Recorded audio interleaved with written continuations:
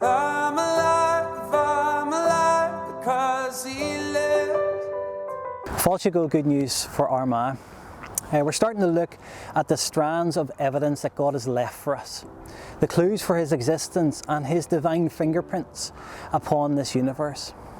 We looked last time at the just before the start, and now this time we're going to look at just after the start.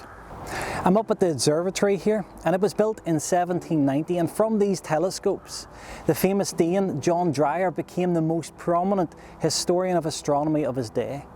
And the more we look at these telescopes and through these telescopes, the more we see that our universe is amazing and amazingly fine-tuned.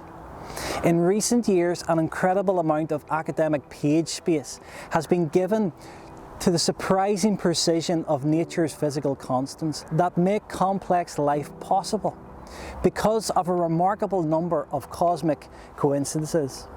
Martin Rees, in his book Just Six Numbers, points to 6 cosmological properties or values that suggest that our emergence and survival depend on a very special tuning of the cosmos. These 6 numbers constitute a recipe for the universe. And if any one of them were to be untuned, there would be no stars and there would be no life. Take something like gravity. Interestingly, it only attracts. It doesn't repel. If it did, life would not exist. It is also small compared to the other forces, and a good job that it is, as if it were a little stronger, objects would not be able to grow big, stars would be smaller and would burn out quicker, not giving time for the development of life. Or take the strong nuclear bond, the force that holds atoms together. If this was weaker, then elements higher up the periodical table would not properly form together. We would have a simple universe and so no complex life. If it was stronger, there would be no fuel for stars and so no complex chemistry could ever form. Or take the mysterious cosmological constant, as Einstein talked about. It's a repulsive force that causes the universe to expand. It's inconceivably precise. And if it were larger than it is, the universe would have expanded too quickly, but if it were smaller, it would have collapsed too early to permit the appearance of living systems.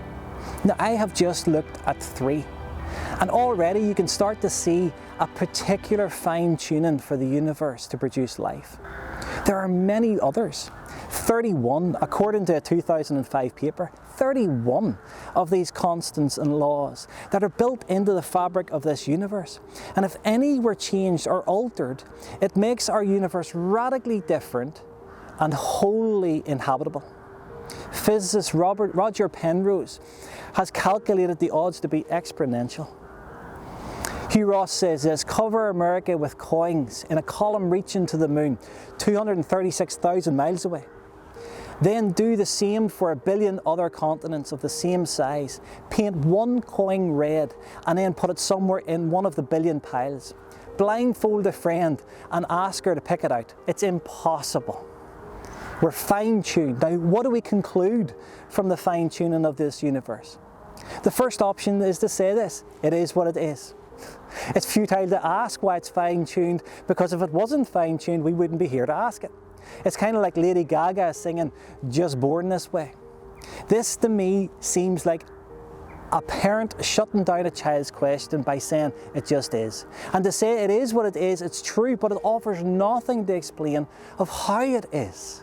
We should be saying, wow, it is. The fine-tuning of this universe is nothing short of miraculous. The second option is chance. It's just lucky we're here. But the odds are just too great. But because the odds are so great, scientists have started postulating about a multiverse, or the landscape as it's called. Now, David Berlinski said this. He said that it cannot be observed.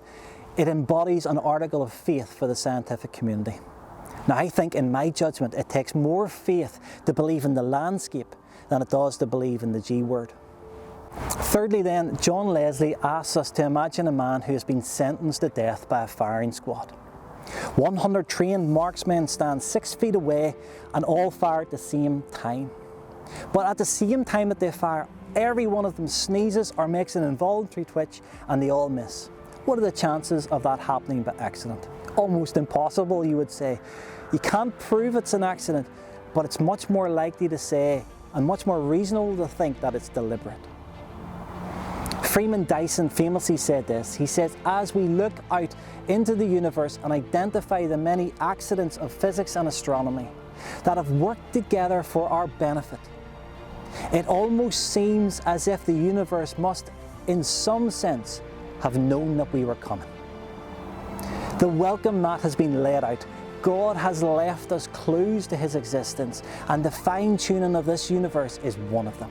Listen, read the books on it. Google fine-tuning the universe, and you will see why, in my opinion, we have a unique and apparent clue to a fine-tuner and to a God who loves us. You can download the podcast or the article below to give you more detail. Hit the like button or subscribe to see the next video. But in the meantime, think about the fact that our universe is fine-tuned and there must be a fine-tuner. Slán go fóill.